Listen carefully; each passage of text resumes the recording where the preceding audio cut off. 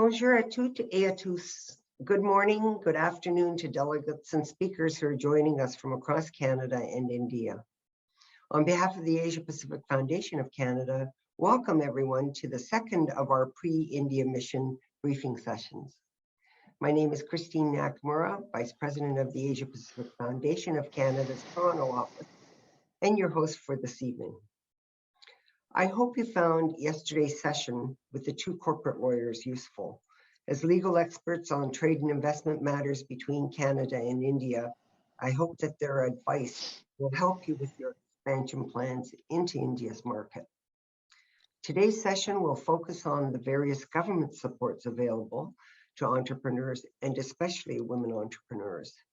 But before we begin, I'd like to acknowledge that while we are all meeting digitally from across Canada and India, the places Canadians call home are the traditional territories of many First Nations, Métis, and Inuit peoples. Just a few minor housekeeping matters to go over. This session is being recorded for internal purposes. Please use the chat box like you did yesterday to post any questions you'd like to ask our presenters, and we'll do our best to get through as many questions as we can. For technical support, just raise your hand or ask Nadine Oliver, who's on the chat line, for help. And this session is scheduled to conclude at 11:15 a.m. EST. Today, we have a number of speakers based in India and Canada who represent the Government of Canada and Export Development Canada, a Crown corporation dedicated to assisting Canadian companies to succeed in the global marketplace.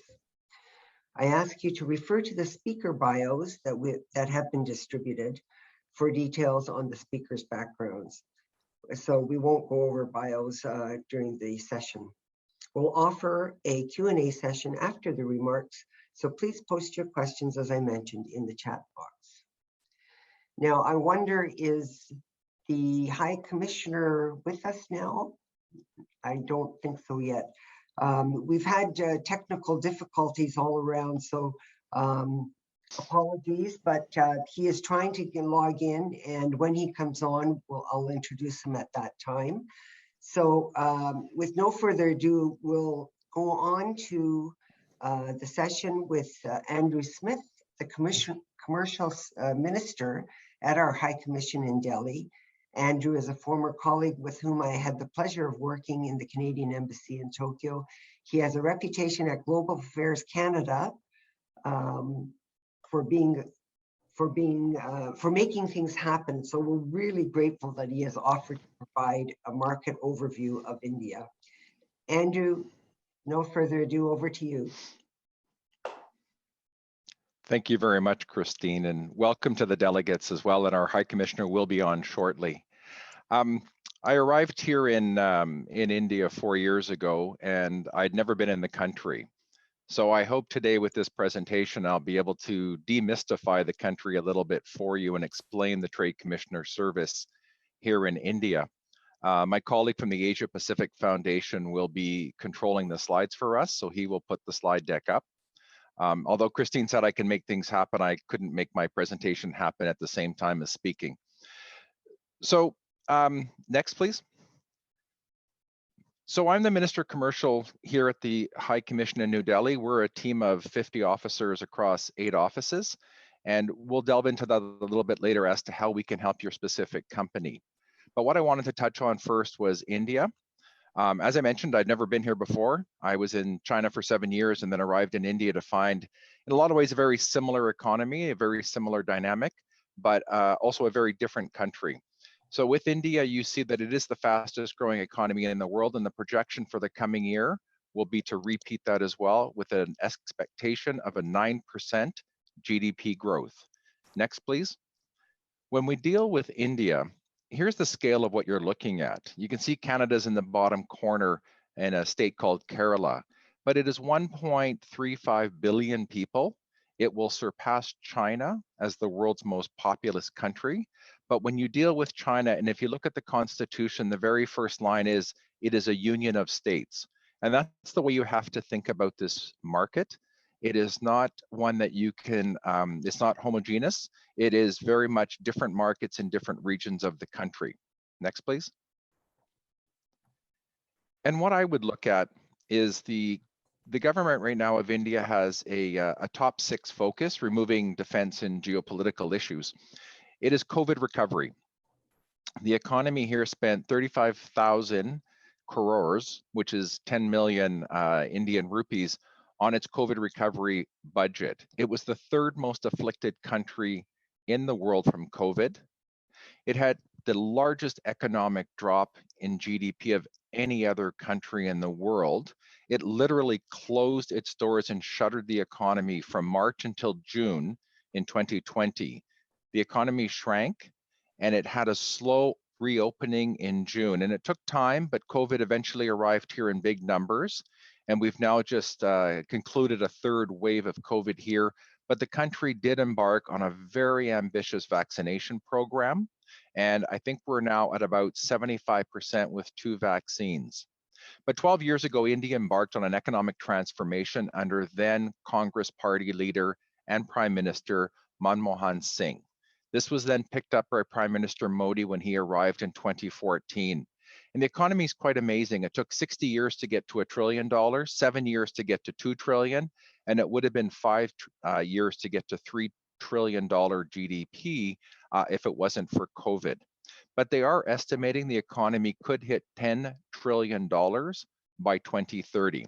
But there are challenges ahead. The Global Climate Risk Index rates India as the #1 country at risk to suffer the highest fatalities and the biggest economic loss due to climate occurrences. In fact, in 2019, it lost $70 billion. Next, please. But we look at the changes that Prime Minister Modi has made, very positive pro-business policy moves. GST reform was one, for example. We're 28 states, 8 union territories in this country, and there was over 30 different GST taxes of differing rates. They've brought them together. I believe it's down to 4 or 5 rates now across the country to help with business reform. They've introduced a new insolvency and bankruptcy code here that has been warmly embraced by domestic and international companies here in India. They've moved forward on e-commerce bills, big store retailer bills, as well as the production-linked incentives for manufacturing. The more you produce, the greater the financial incentive. And how India pegged itself was on the World Bank's ease of doing business. It continued to move up that ladder, very much becoming one of the easiest locations to do business globally, but the World Bank has ceased that study now, so India has taken that on to measure it itself. It entered into a very ambitious regional comprehensive economic partnership, which began in 2011. It was going to link the major economies of Asia Pacific, but there was a pivot away from that in 2019. Next, please. If we look at our bilateral relationship, it's a relationship we can say that is approaching $100 billion in economic exchanges. And of course, this was pre-COVID. You can measure it in the number of flights. We now have 35 direct flights a week. That's nearly 10,000 travelers going in each direction between our 2 countries. And this only started in late 2015 when the first flight from Toronto took off for Delhi. But as a destination, India is only our 9th largest recipient market for exports. Our services trade has grown, and the Indian economy, services is the dominant sector right now. It contributes 62% to the country's GDP and 25% of employment here in the country. Next, please. This is just a snapshot of some of the Indian companies that have invested in Canada. And over the last, I believe it was 3 or 4 months at the tail end of COVID here, we had 3 or 4 major announcements by Indian companies of foreign direct investment into Canada. Next, please. We estimate that we have over 500 Canadian companies on the ground here in India, either sales and marketing, back offices to reduce their costs globally, or research and development centers. Next, please. If we look at the government to government connections, we have ministerial dialogues at the foreign policy level, trade and investment, energy and finance. We have a growing network of treaties and MOUs between our two countries. And this is really to put in place the framework for companies to come in behind and take advantage of those as well. Next, please. And just a quick note on the trade policy front, and sorry for the formatting, but there's two key instruments that we look to, the CEPA, the Comprehensive Economic Partnership Agreement, and the FIPA, the Foreign Investment Promotion and Protection Agreement. As you can see here, these have been on and off for the last 10 to 20 years. There has been a recent re-energized relationship in trying to conclude a FIPA-CEPA. India is very ambitious, and they've embarked with several partners like the United Kingdom and Australia, and there's been announcements about Canada potentially moving forward, so we'll see what happens here as well. But what I wanted to talk about, next please, is really the business opportunities for you here in India, and I'll try to tailor it a little bit to the sectors we have present this morning. Next please.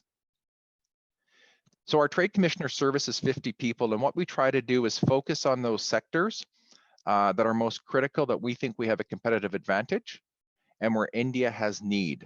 So I think the slide has been cut off a little bit, but we have priority sectors. And what this means is the majority of our trade team in India, as well as our promotional money, is dedicated to those sectors.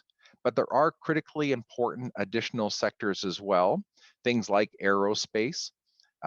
Just recently, one of our Canadian companies has sold a number of business jets into the market. So these are niche areas where not all of our offices will cover, but we can provide you with services in all of these key sectors. You might be surprised to find out that the entertainment sector is one of India's largest segments of the services sector. Bollywood actually produces 2,000 major feature-length movies every year compared to Hollywood's 650. Next, please.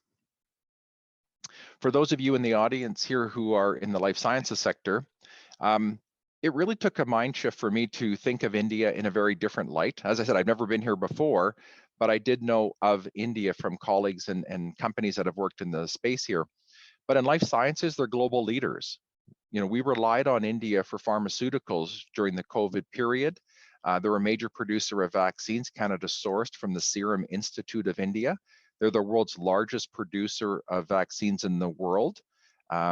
Something like 60% of the kids in the world, when they're vaccinated, when they're young, get vaccines from India. So right now, 1 in 3 vaccines worldwide is made in India. 1 in 3 generic pills that people may take in Canada are made in India. In fact, 40% of our Canadian generic drug imports are made in India. India developed the first nasal COVID-19 vaccine inhaler. India developed the world's first DNA COVID vaccine. So when we take a look at the life sciences, the healthcare market itself is estimated to approach $370 billion by 2022. Yet the government of India spends only 1.3% GDP on healthcare.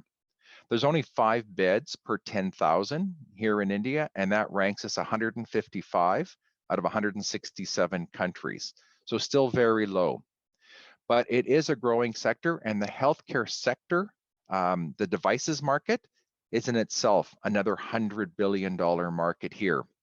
R&D spending here is significant. It is $200 billion in the pharma industry.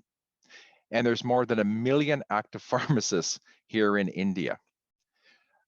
Maybe I'll leave it at that just in the interest of time. We'll go on to the next slide, where I'll touch on education, which I know is of interest to others as well. What we say here is there's a largely untapped kindergarten to grade 12 market segment. We do attract a lot of students to Canada. Right now, there's over 250,000 study permits issued to Indian students. That's 1/3 of all the that's 1/3 of all the international students in Canada have now come from India. So what we're also taking a look at is the K-12 market as well. There's an increasing growing segment of middle class who want to send their kids overseas for high school as well as university. So there is opportunities here to take a look at that market. We have over 600 MOUs between the Canadian educational institutions and the Indian.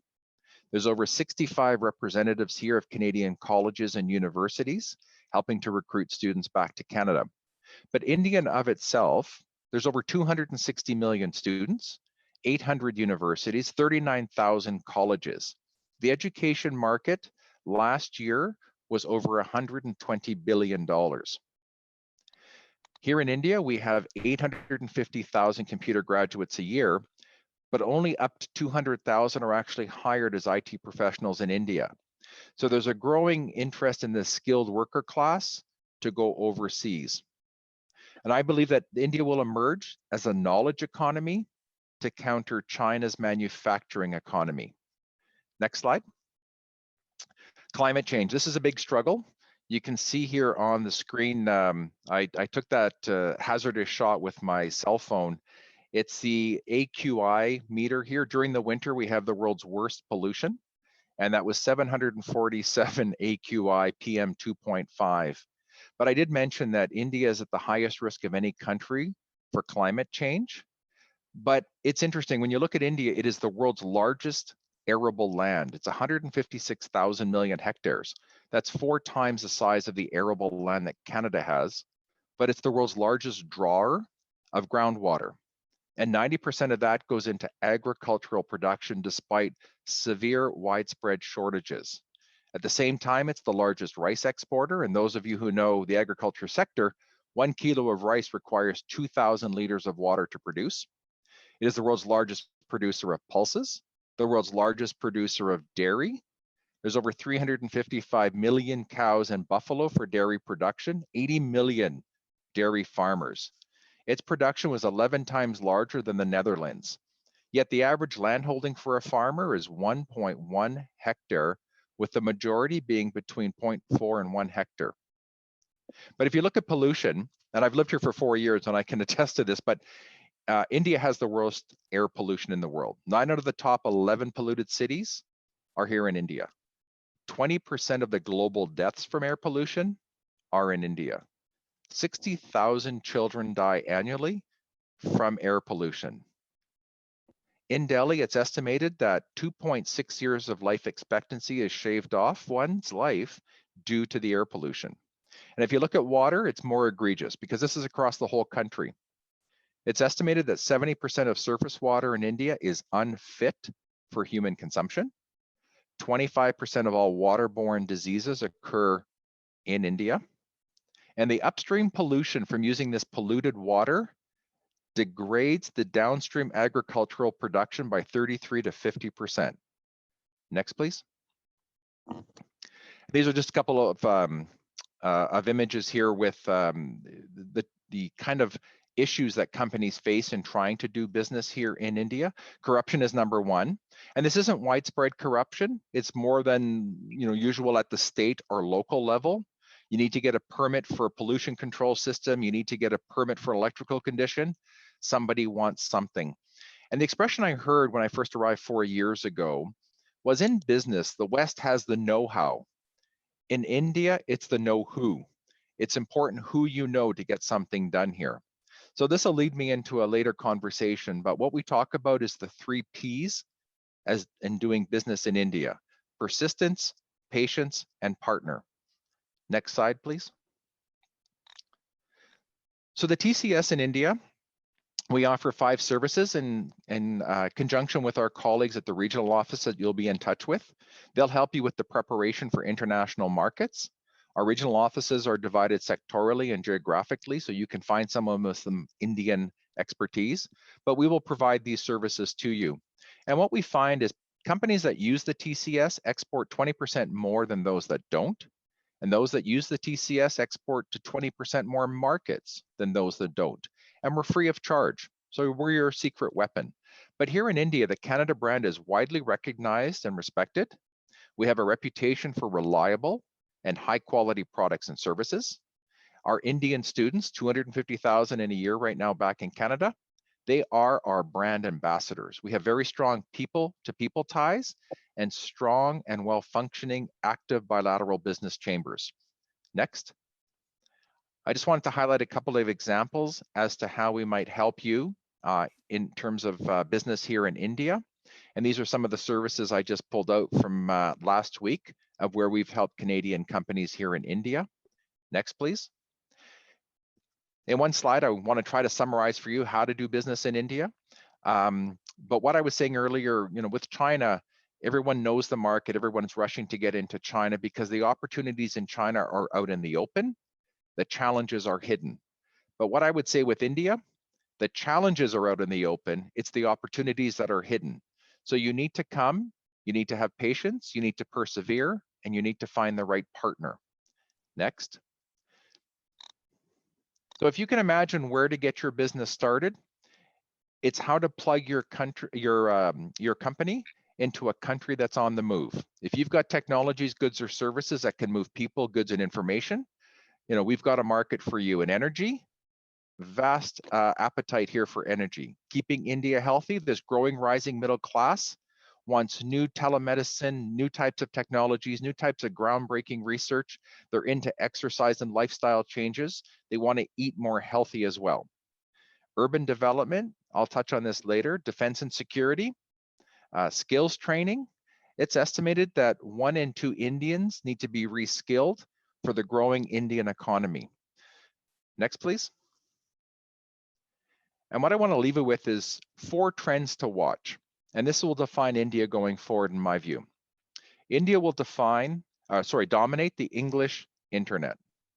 There's already 700 million users on the internet in India. There's 650 more to go. 85% of those Indians do so on a mobile device. There is 3 new unique users signing on to the internet every second. And the majority of those are coming from 2nd and 3rd tier and rural locations across India. This country has the world's cheapest data, 23 cents per giga. Now you try getting those rates from Rogers. And this was driven by the wealthiest man in India, Mukesh Ambani, Reliance Industries. His dream was to empower every Indian because he knew they all couldn't go to school. He introduced the world's cheapest data. So not surprisingly, data consumption has grown 23 times in the last 3 years. In fact, India used more data than the USA. It used more data than China. It used more data than China, USA combined. And if you look at the IT sector, every minute of every day, in 2019, India exported $300,000 USD dollars worth of IT exports. By 2030, that will more than double. And the line I like to leave is there's more mobile phones than toilets here in India. Next, actually, this one last thing I want to mention on this slide. You can see in the bottom right-hand corner when I talk about the cheapest data. That's from my cell phone package. I have 1,000 gig of unused data, and they, unlike TELUS, will roll it over every month for me. So I'm actually on my hotspot right now. Next, please. Next trend to watch is urbanization, and I like this one because my background is urban planning. This is what I studied in China. This is the world's largest rural population of 900 million. There's a massive urbanization trend underway. They're only at 34% at the moment. So 30 Indians a minute are moving from rural to city locations. This is the world's largest historical internal mass migration ever.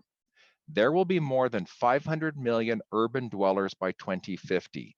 They're adding enough urban environment as in the USA by 2050. Urbanization requires 700 to 900 million square meters of urban space per year.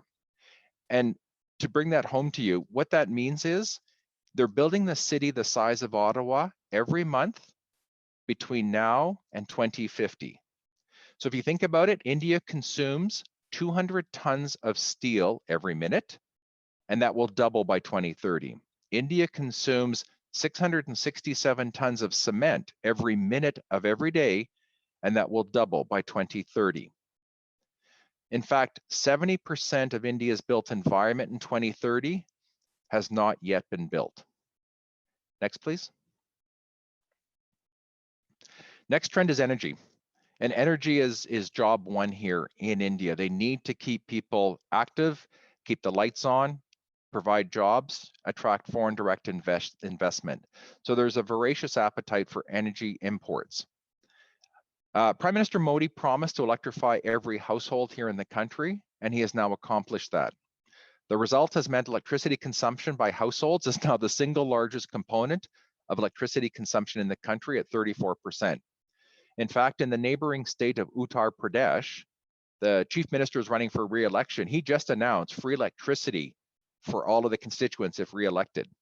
And you need to think about that. India will dislodge the European Union as the third largest energy consumer by 2030. By 2040, India's electricity system will be larger than the EU in terms of its generation capacity. And it needs to get more energy because this economy needs to create 1.1 million jobs a month just for those people becoming of age to join the workforce. The country will contribute 25% of global growth in energy demand through to 2040. It is the largest increase of any country, and that is like adding the equivalent of another Japan's consumption by 2040. The problem is a lot of it is Indian coal-fired plants that generate this energy. It has the second largest coal-fired plants in the world and is one of the few to have increased. Unfortunately, by the end of 2020, they had 200 gigawatts of coal-fired power plants in operation, and there's another 35 gigawatts of coal-fired plants under construction over the next 5 years. That's a 16% increase in coal capacity. For oil, it is the second largest global importer of oil. This is a 5 million barrel a day country. The world's largest refinery is in Mumbai. Next, please. I wanted to touch on entrepreneurship. I've just selected a slide here with some of the top women entrepreneurs for this past year. But entrepreneurship, according to Prime Minister Modi, is the new backbone of the economy. There are over 80 unicorns here in India, with 40 started in the last year. 26 startups are launched every single day here in India. It is the world's third largest ecosystem for the startup industry. This grew in 2008. There was 7,000 startups. They now have over 50,000 recognized by the government. Over 21 states in India now have startup policies in place. Next. And it does show that Delhi is the heavyweight champion for the startup industry. So it really is Delhi and then Bangalore as well in Karnataka and then Mumbai. And lastly, I'll just wrap up with the Trade Commissioner Service, a bit of a plug for our organization. Next, please. As mentioned, we're 50 employees across 8 offices and we're growing.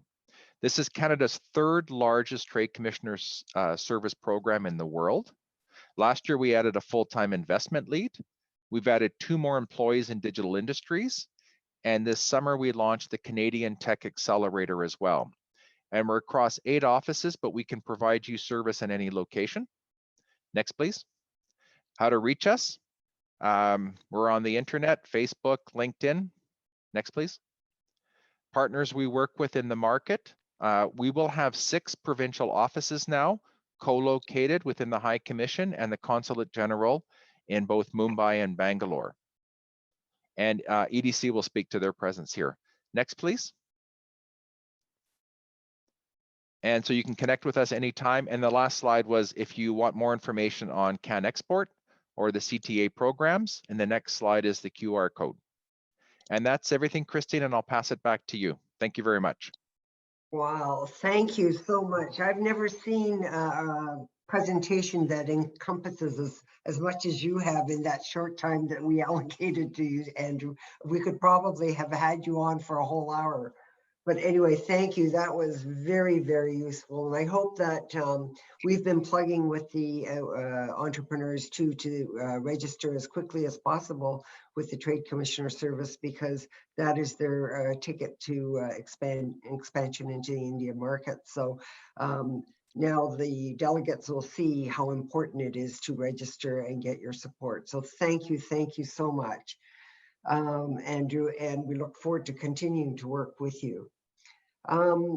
Now it gives me great pleasure. I understand that the High Commissioner is online now, so with no further ado, I'd like to introduce to you Mr. Cameron McKay, the High Commissioner Designate, as he has not yet presented credentials, I don't think, but he will be soon.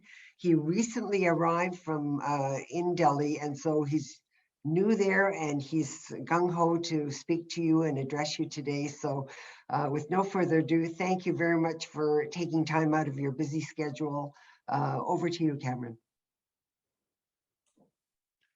Christine, thanks very much for that introduction, and thanks for your leadership in pulling this whole event together. I really am excited to be part of it, and my apologies, I had some connection issues and joined a bit late. I look forward to the remarks by Catherine Beach and Seaman and Bamji, of course, from the EDC to situate all of this, and then to listening in on the rest of the discussion, including from all of the other delegates in this, this business mission. I've only been here in India myself for about 3.5 weeks now. And as you said, I haven't yet met the president. I haven't presented credentials, but I have been able to get out and meet leaders in the business community and senior government officials, and had all my briefings, et cetera, from folks like Andrew, who have been here for years. And what an exciting place. I mean, there really are tremendous business opportunities in India. It's really clear. Andrew just outlined all of that. I won't repeat that except for maybe 3 of his points. And that was the 3 Ps that he mentioned. And that is, persistence and partnership. It really is important to, to follow his advice in that regard. Let me also just note, how pleased we are to be seeing this delegation coming on International Women's Day. I think it's really auspicious. We're looking at having, other events that week. The Canadian High Commission here, of course, is a great champion of Canada's feminist foreign policy and business women in trade. So we look forward to hosting you all for the online event on Women's Day. Thanks very much. Thank you so much for taking time out of your schedule. And I know the challenges that you're having with your technology. So really, really grateful that you persevered and got on. So thank you very much. So with no further ado, I'd like to call upon our friends from EDC. And I would like to hand it over to Catherine Beach, who is with us here today. So Catherine, over to you. Okay, great. Thanks so much, Christine. I'm just going to get my slide deck up. So hopefully you can all see that now. Let me know if there's any issues on your side, but I think we're good.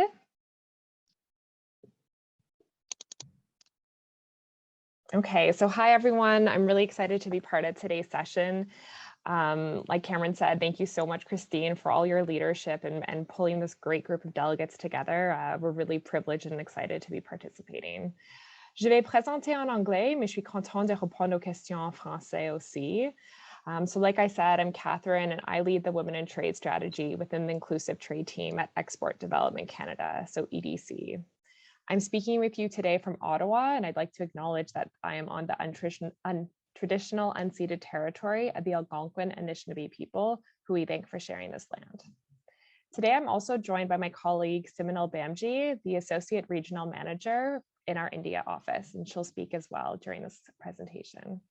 So we're going to cover a lot of information. The slide deck will be shared. Please do use the chat to ask any questions, and we will have a little bit of time at the end as well. So I'm going to level set a little bit about EDC and how we help Canadian businesses, as well as, sorry, if everyone can just go on mute. I don't know if someone has a question already, but if everyone could just go on mute, that'd be great. Yeah. Okay, awesome. So I'll touch a little bit upon the exporter journey, as well as some of the tools that can be helpful amongst that journey as you expand into new markets. And then I'll also pass it over to Simanal to cover a little bit about her experience working in India and some of the recommendations on how to approach doing business. So for those of you who aren't familiar with Export Development Canada, EDC, our job is to help Canadian companies do business successfully internationally. So we're Canada's export credit agency, which means we're 100% owned by the federal government. And what we do is we use our deep knowledge and our deep knowledge of international trade and global buyers to really enable us to take on and manage significant levels of risk. So that way Canadian companies can expand further across the world. So we've been in existence for over 75 years and we have market presence in over 20 different locations. And all of this really comes together of how we're able to position ourselves as the international risk experts.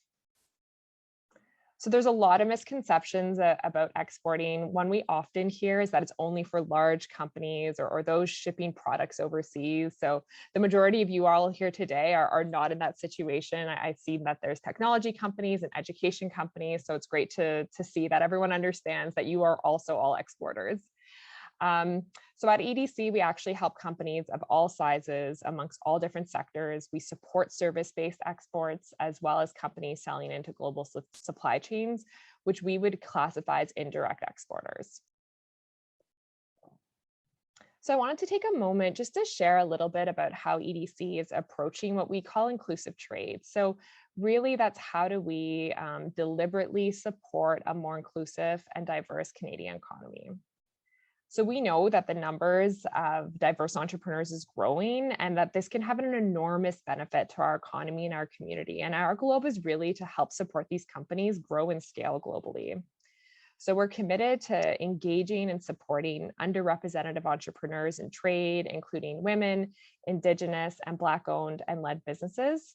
And we have a strategy that's quite deliberate, which I'll share with you in a moment. So we're also expanding our focus with the objective of better meeting the unique needs of other equity-seeking groups. So those from racialized communities, as well as those owned and led by members of the LGBTQ2+ community and people with disabilities.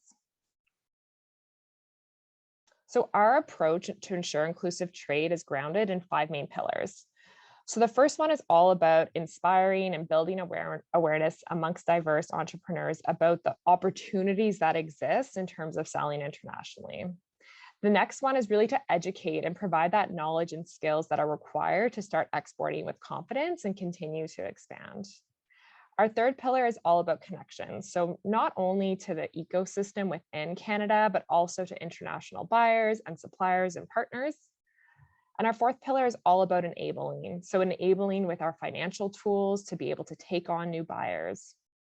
And our last one is around our support and empowerment for community wellness, as well as other elements within the community investment program that we have here. So I'm going to speak really briefly about the financial and knowledge solutions that we offer at EDC. So depending on where a company is at in their export journey, EDC can help. So we really like to focus kind of and bucket our solutions into these 4 categories. So when companies start off, they're really looking for information. They're looking to better understand the market opportunities, everything that Andrew went through, really understanding how to get started, mapping out that export plan. And that's what we consider knowledge. So at EDC, we have a wealth of information, all free, all available on our website. We also have some different digital tools where you're able to register and create what we call a My EDC account and can access all this trade knowledge, including webinars and events.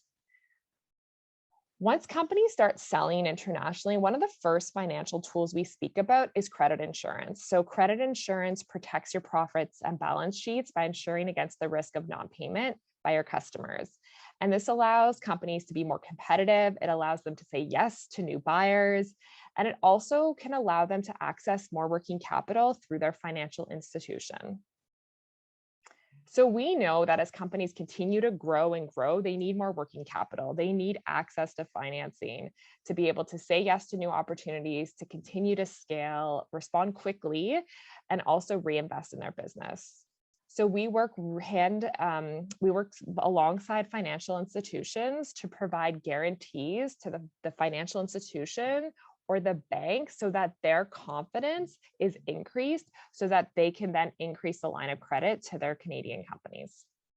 And lastly, we have a pillar around connections. So connections, like I mentioned, that's not just doing introductions here within Canada to some of the other organizations we work really closely with, but also internationally. So as Andrew mentioned, we work really closely with the Trade Commissioner Service as well as Business Development Canada.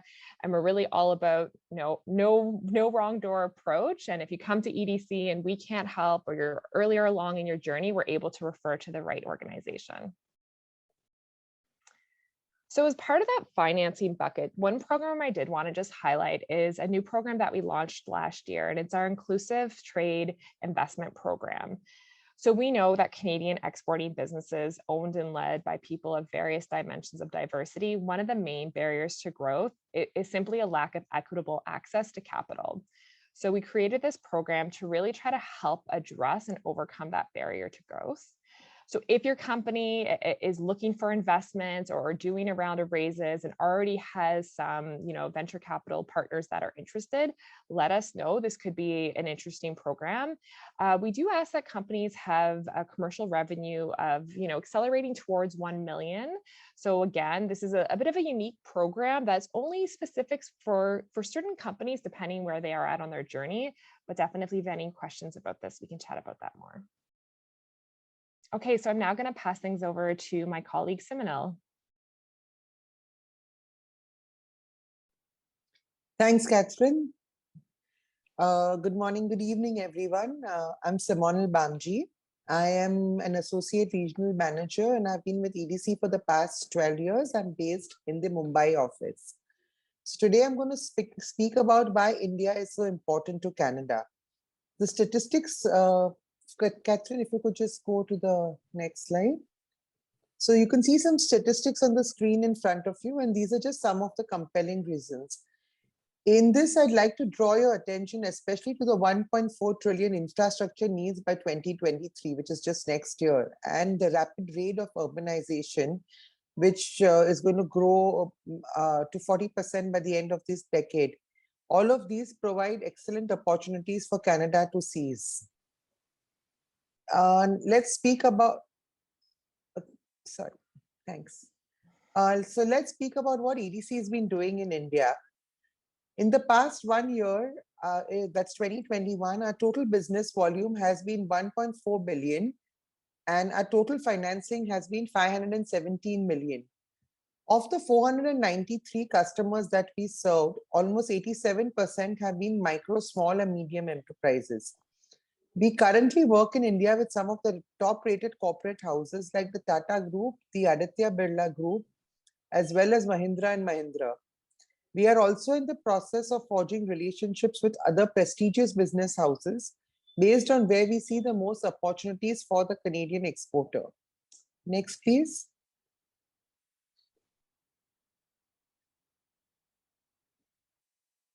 So now how do you know that India is supposed to be the right market for you? There are some considerations that may help you decide that. So firstly, India is a relationship-driven market and face-to-face interaction is valued tremendously. For successfully doing business in India, it is imperative to have the right purchaser, the business partner, or a local associate in India. Your counterparty will determine the success of your business and your entire experience in the market. India is working hard to lose the corrupt and bureaucracy-heavy image that it has, and it has been steadily climbing up on the ease of doing business ladder. However, these risks of corruption and bribery do exist.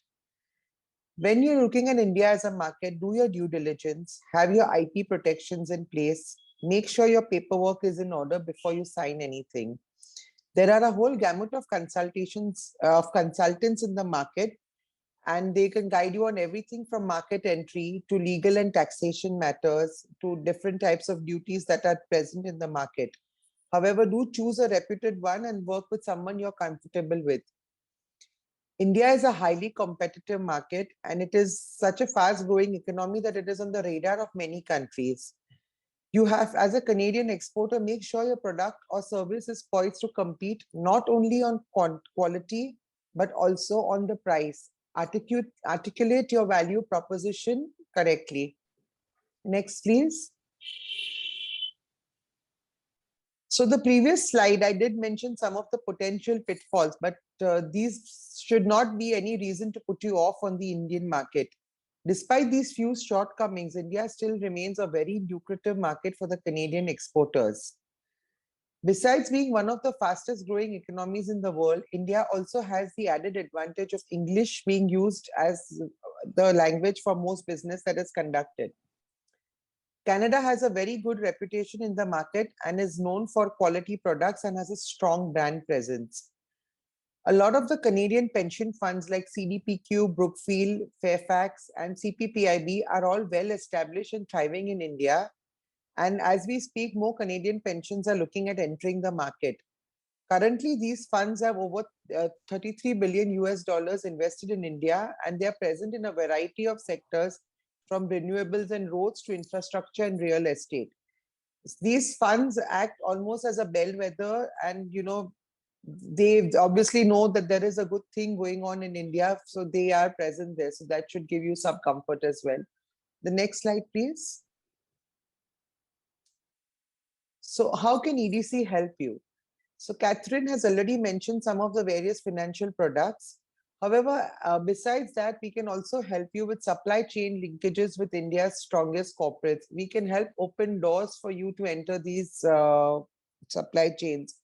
We can help in supporting your inbound visits and drive matchmaking with these corporates. We can provide feedback on your proposed business propositions and help you outline your value proposition correctly. Sorry. And we can also collaborate with Andrew and the Trade Commissioner's Service as well as provincial partners to maximize the information and the services you get. EDC has worked hard and has taken risks in India for the past 17 years to open doors for your Canadian companies. We are currently a team of 6 people located in Mumbai and Delhi, and we cover all of South Asia. We are also part of the larger Canadian trade ecosystem, which consists of the Trade Commissioner Services, our provincial partners, Agriculture and Agri-Food Canada, and Invest Canada, to name just a few of them. We also partner with the Indo-Canadian Business Chamber and the Canada-India Business Council. Next slide, please. So now that we've seen what EDC does, let us look at some of the sectors that, according to us, are where we see the most opportunities for Canadian companies. The first is e-commerce and retail. E-commerce has transformed the way business is done in India, especially in the post-COVID environment. The Indian e-commerce market is expected to grow to US $200 billion by 2026. Amazon is currently the biggest e-commerce player in India, and it is followed by the homegrown company Flipkart.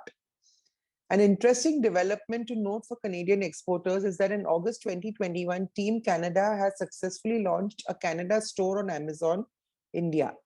This store is a one-stop shop for all Canadian products. The next sector is agriculture, agri-food, and agri-tech. The Indian food and grocery market is currently the world's 6th largest market, and retail contributes to 70% of the sales. Besides India being one of the largest importers of pulses from Canada, other Canadian products finding their way into Indian grocery store shelves are canola oil, maple syrup, maple-based goods, berries, etc. A recent entrant into the Indian market is Turkey Hill Sugar Bush, which is available both on the Amazon store online as well as in various supermarkets around the country. The next sector is that of advanced manufacturing. India's manufacturing sector has the potential to reach 1.3 trillion by 2025. It is a labor-intensive manufacturing sector, but will eventually have to give way to the adoption of machines, especially as COVID-19 underscores the importance of robotics across a range of industries. An important section in advanced manufacturing is that of the automotive sector. There are more than 40 Canadian firms in India, largely Tier 1 OEM suppliers. There is also an increased focus on electric vehicles as well as infrastructure to support the change to electric vehicles. Companies like Tata Motor and Mahindra are actively looking at the EV space. Other opportunities in advanced manufacturing exist in large infrastructure projects, the multiple smart cities that are coming up, public safety, healthcare, especially digital healthcare and wearables, energy storage are some of the other options. Next. Okay. The next sector is that of clean tech. So the future of clean tech is changing in India. Many of the top corporates are making concentrated efforts to green their business, reduce their carbon footprint, and control emissions. Canada is seen as one of the leaders in the clean technology space, and there are numerous opportunities here. A recent example is that of the Aditya Birla Group, which had an innovation and sustainability challenge where they invited startups as well as small and medium companies worldwide to participate and provide unique solutions to challenges that they were outlining in their own group. These challenges came under various categories like decarbonization, clean water, etc. Companies that had a successful pitch would get to do a pilot project in India funded by them, and the group would eventually also help the company launch here. Renewable energy. That's another sector of interest. The Indian renewable energy sector is currently the fourth most attractive renewable energy market in the world. The country is targeting about 450 gigawatts of installed renewable energy capacity by 2030, of which over 60% will be from solar. A recent Canadian success story in this is a company called Blue Wave AI, which in July 2021 signed a multi-year deal with Tata Power to help pump more renewable energy into India's electricity grid. The last sector I'll speak about is that of digitalization and artificial intelligence. The COVID-19 pandemic has propelled the transition towards digital technologies and heightened the use of the internet. Today, the need for digitalization and artificial intelligence is present in every sector possible, be it manufacturing, financial services, retail, education, healthcare, even agriculture. Over the past decade, artificial intelligence firms have become models of innovation in Canada, and we have a lot of scope for companies in this space to come into the Indian ecosystem. Next, please. So I'm speaking on healthcare and education. So while these are currently not our sectors of focus for EDC in India, I do want to briefly touch upon some developments in these just for the benefit of our audience. So firstly, in healthcare, a growing middle class in India, which is coupled with a rising burden of new diseases like COVID-19, is boosting the demand for health insurance coverage. With increasing demand for affordable and quality healthcare, penetration of health insurance is poised to expand in the coming years. Medical tourism in India market is valued at 2.89 billion currently, and it's expected to reach 13.2 billion by 2026. The e-health sector is also estimated to reach 10.6 billion by 2025. In September 2021, Biocon Biologics, a subsidiary of Biocon, announced a strategic alliance with Serum Institute Life Sciences, a subsidiary of Serum Institute of India. This alliance is expected to strengthen India's position as a global vaccine and biologic manufacturing powerhouse. In July 2021, India made its COVID-19 vaccination platform CoWIN open source for all countries, and currently almost 76 countries have displayed interest in leveraging the COVID platform to manage their national COVID-19 vaccination drives. Education. India has the world's largest population of over 500 million in the age bracket of 5 to 24 years. Catherine, I think you need to go to the next slide. You've gone back one. I know I don't have it. That's why. I'm so sorry. It was beautiful, everybody. Sorry. Okay. Okay, so according to KPMG, India also has become the second largest market for e-learning after the US. Amazon launched its Global Computer Science Education Initiative in India. The aim of this initiative is to offer 1 lakh students the opportunity to study computer science in 2021. Unacademy is an Indian startup which is currently ranked #1 on LinkedIn's list of top 25 startups. Following Beijing's constraints on the education business in July 2021, India might become a hotbed for edtech entrepreneurs and the next investment hotspot in this sector, and unicorn businesses may have an advantage in attracting money from international investors. Okay. Next one. Thank you. So when it comes to business etiquette in India, I believe Andrew and the High Commissioner have both already stressed on this. So 3 golden rules of doing business in India, which is basically patience, presence, and price. What's acceptable in one country is not always acceptable in another. To be successful in international trade, you have to understand the culture, the traditions, and the business habits of your clients and partners in your target markets and adapt your communications and business strategies accordingly. So for Canadian companies coming to India, we advise you to keep these 3 golden rules in mind. Firstly, patience. Getting a contract in India takes time. From the time that you start the negotiations and talks to the time you finally sign the dotted line, a wait of anything between 2 to 5 years is considered normal. It takes a lot of patience and persistence to finally get something done in this market. The next is presence. Indians value face-to-face interaction, and it also helps to have a local presence in terms of a representative or to have frequent visits calls. Here we can help exporters by following up for them if the conversation abruptly stops, as sometimes it becomes out of sight, out of mind.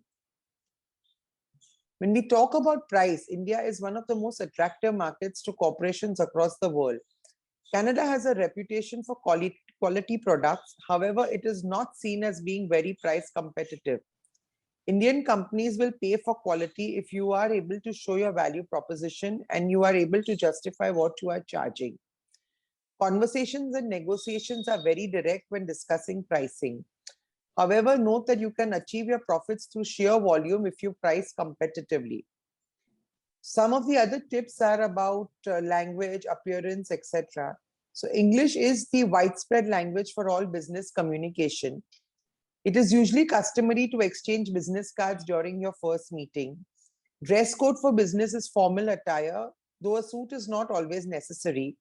The prescribed form of greeting is a handshake. Conversations may move between business and personal topics, so don't be taken aback if someone asks about your family and their well-being. It's important to know that Indians do not like saying no, and Indians are generally reluctant to give you a negative answer directly. An evasive or delayed response is often a sign that more discussion may be needed before a deal could close. India epitomizes the word diversity across people, race, consumer preferences, food habits, and language across regions and sectors. It is important to select the concerned sector and the region and develop a necessary strategy around it. Business development strategies for different regions across the country may be different. Next, please. So as an organization, EDC has always valued feedback, and we take pride in improving ourselves based on the feedback we receive from our customers. What I'm doing here is sharing some feedback from the international buyers. So that would be the Indian buyers out here on what does and does not work for them. A common complaint that most buyers have is being bombarded by the sheer number of suppliers approaching them, especially when you are from a large multi-sectoral group. We cannot keep approaching buyers on an ad hoc basis, as there is a very real chance of burnout. This is why EDC, Global Affairs Canada, and partners from time to time have sector-specific missions, such as the one you are currently a part of, both person as well as virtual. We also have webinars, B2B meetings.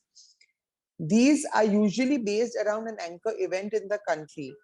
Participating in these virtual and in-person meetings will help ensure that you get a chance to make your pitch to the right audience at the right time when they are ready to listen and engage with you. Please know your buyer, know what they are looking for, and prepare your pitch accordingly. Be concise, be clear, and be relevant. Have a person with technical knowledge who is capable of addressing questions be a part of the call. For your benefit, we have done a webinar called Pitch Perfect to address the same. The link to address it is mentioned on this slide. We are there to answer any questions or queries that you may have about preparing your pitch. Please reach out. With this, I'll hand it back to Catherine to close up the remarks. Thank you. Okay, great. Thanks so much, Seminole. So we know we covered a lot of information. Like I said, this deck will be shared, and I just wanted to put a couple of the resources that I think could be really great as next steps to check out on our website. So I won't go through them because I know we're a little tight on time, but all the links are there. And like I mentioned, they're all free to access. So here's my contact information. If you have any questions, please reach out to me. My job is really to take that question in and figure out who best can help you here at EDC. So I may not know the answer, but I definitely can help point you in the right direction. So with that, I'll pass it back to Christine, and thank you so much. Thank you so much, Catherine and Similo. What a very information-packed presentation, but I think it was extremely relevant. Thanks to Similo covering the sectors that our women represent.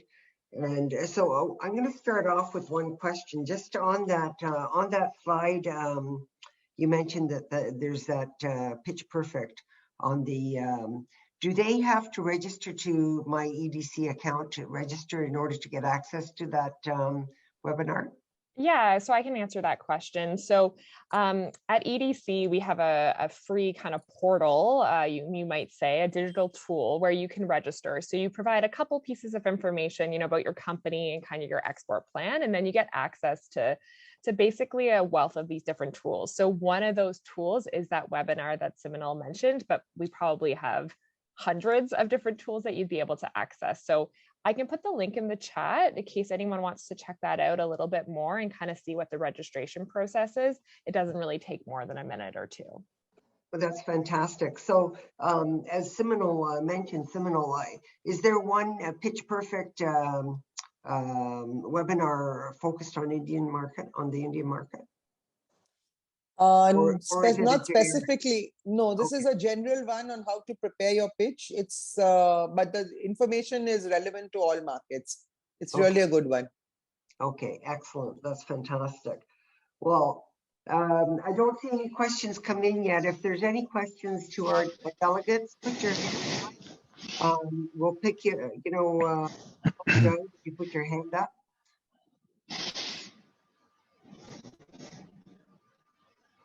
Any questions? We've got a dream team here right now, so don't be shy and ask your questions. I think one thing is that both the presentations were so on point and full of information that they're probably a bit overwhelmed right now. But if we can have the deck, we will share it with the delegates in advance, as we did with our legal presentation yesterday. And a lot of the, I think that in Andrew's presentation, it went into further detail from what we heard from the lawyers yesterday. So it's very, very useful. And for Catherine, actually, every time I hear the EDC presentation, I learn something new. So it's a good thing. I am paying attention. In terms of what the other services that they can provide, I think as a team, together with EDC and the Trade Commissioner Service, we couldn't ask for more. For the delegates, we are working with an agent on the ground, as I think Andrew definitely knows. They are already arranging for the B2B matching sessions. So some of the cultural tips that Simino provided in her last slide would be very relevant and useful. So I encourage everyone to review those points and the points made by we have most of the pitches almost done. I think we have another week before the deadline, but some of the pitches have already come in, and I find that they're quite good. Our team's been reviewing them and providing advice. But we'll take a look at it once more with the information you've provided today. So the last thing I'd like to mention to our delegates, if there's no questions, is that number one, we have, again, I'm going to encourage you to sign into CanWin, the Canadian Women's International Network, the ecosystem of women business leaders, entrepreneurs, and the supports that we have. For EDC's benefit, Jennifer Cook has agreed to become a champion. So we have EDC, and we're definitely going to have some Trade Commissioner Service individuals on it as well to help. We have launched the system last May, but we have now the portal ready to use with all the resources and information available to women entrepreneurs who register to join this network. And we have business leaders, women business leaders from all the jurisdictions that we've visited. So, you know, local advice is available to our entrepreneurs as well. And I think the other thing that I'd like to mention to our delegates, due to a feedback from our previous delegates, we're going to host a social networking session tomorrow evening at 7 o'clock in the evening EST. And that's for you to get to know your cohorts, your fellow delegates a little bit more, learn a little bit more about their businesses. This is something that we've heard over and over again that, you know, aside from the training, which is great, they would like a little bit more time to discuss and meet one another, because that ecosystem itself in Canada is also very important. So I hope all of you will join us tomorrow evening at 7 o'clock. So no further ado, if we don't have any more questions, Andrew, do you have any last comments that you'd like to share? I don't know if you have to share or not. Thanks, Christine. I think Josephine put a question in the chat, if I'm not mistaken. That's right. Could you respond to that? Is there a Sure. India supplier preference versus non-India suppliers? This sort of came up with our lawyers yesterday, but perhaps, Andrew, if you can address that question. Certainly there is, and it's a good question, Josephine. India has embarked on a Buy India program. So they are looking for companies to invest in India to integrate into their supply chains. In some cases, there's a percentage dictated as to how much must come from a local company versus a when you say non-India, I'm referring to non-India based companies as well. So in the defense sector, for example, all procurement now in the defense sector, 62% must come from local suppliers. So they're getting more prescriptive. At the same time of the Buy India program, the Self-Reliant India program came out. And it's all about India trying to produce the goods and services that it needs. And a little bit of that came out of COVID when there was, you know, disruption to global supply chains. India realized it needed to produce more of this stuff at home as well and not rely on other countries.